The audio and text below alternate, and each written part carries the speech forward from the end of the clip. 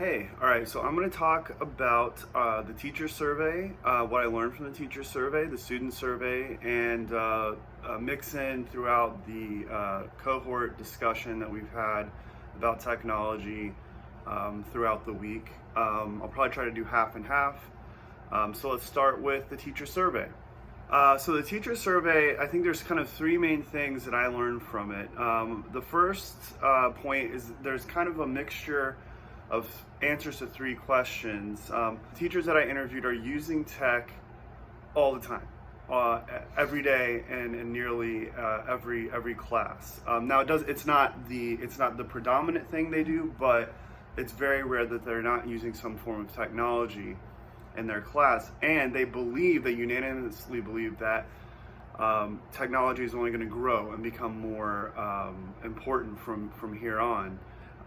And they all also said that they would feel more comfortable using with training using technology. So to me, that says that technology isn't going away. Technology is definitely going to be implemented more and more, but that we as teachers need our institutions, the places we work for, we have to go out on our own and we have to get the training. The fact that we use technology so much, but that we don't feel as comfortable as we could and as well trained in using it or well versed or experienced with, because there's just new things coming out all the time, tells me that we're using it a lot, but we may not know exactly the best applications for it. So as teachers, we need to be trained. We need support in that, so that we're using the right technology at the right times for the right things. Yeah, so that's the first point. Second point, everyone has a different approach as to how they plan and how they take on technology. Some kind of use it as an integral part. They plan it in for the first 10 minutes or some part. Some kind of play it a little looser. Technology is so awesome because it is so malleable. It can really fit to the teacher's style and personality at this point. Like, we can really use it anyway, and that's a good thing.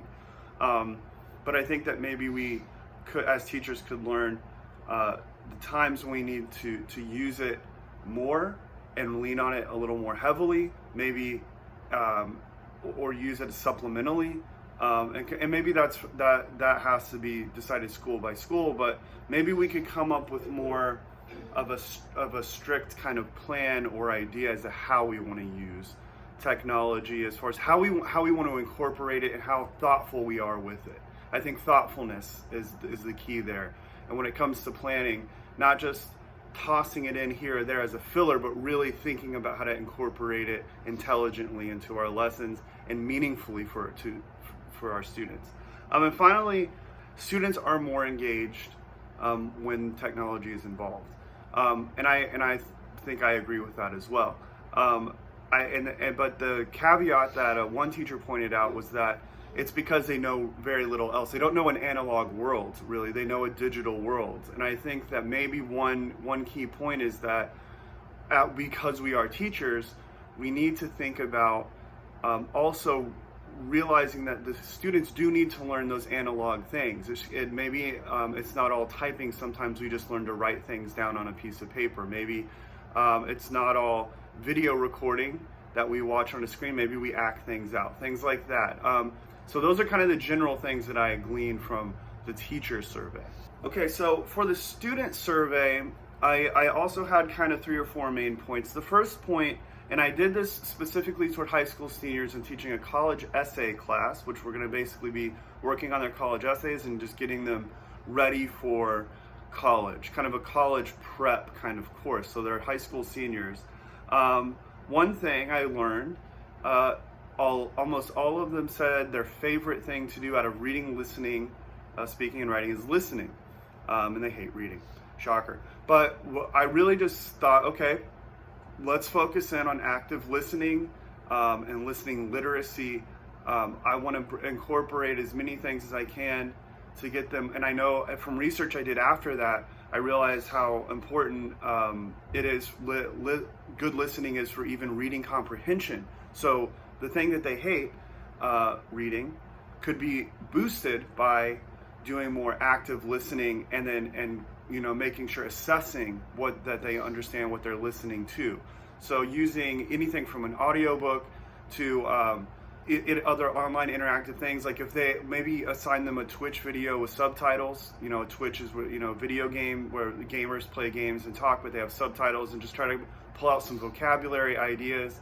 Finding ways that I can connect with them on a level they like, but getting them to read and listen, but really actively listen, and then assess what they got from that, or make their own Twitch video or something where they can kind of mimic what they saw. The other thing a lot of them said is they hate math, and they failed math, and they're struggling in math, which is surprising because I live in Taiwan, and they're typically excellent at math and science subjects.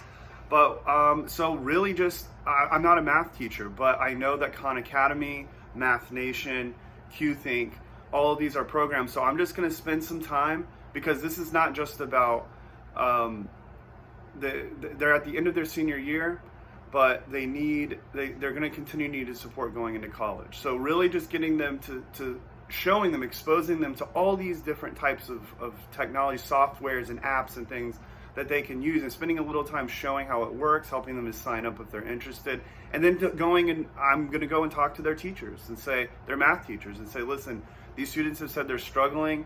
I know that this is their last year. This could be the difference between them graduating or not. How can we help them? What can we do? How can I help you help them to make their senior year better and help prepare them for college? So that was one other thing. Students all said they have a laptop or desktop at home. Some had tablets, some had gaming consoles. Of course, most of them have smartphones, but there's one big thing that happened last year that really struck me with this survey, is that we have a rule, a 1-to-1 rule, where everyone is supposed to bring a laptop to school. Parents agree to it, but so often kids will forget them, and then they just want to use their phones. And I wasn't as strict as I should have been. But knowing that they all have access to that laptop, knowing that when they go to college that just using their smartphone is not going to cut it, I think one big thing is just focusing in on the use of the hardware. Use your laptop, bring your laptop, be responsible for that. Because I think that ultimately it's just a good practice for going to college, but I also think they just get so much more out of using the keyboard and looking at the full screen and using the more powerful operating system of a Mac or a PC than just diddling around on their phone and then immediately going to Instagram or clicking another app that they would rather, or TikTok or whatever. So that's going to be just a focus from the beginning. Use the right hardware. All of those things are really helpful for just how I'm beginning to think about what I'm going to do with my students in this upcoming year. And it's exciting. I think one thing about this whole survey and this cohort discussion that we've had is exciting because I can see the applicable realities of this in my classroom. So thank you very much for listening, and I'll see you guys on Tuesday.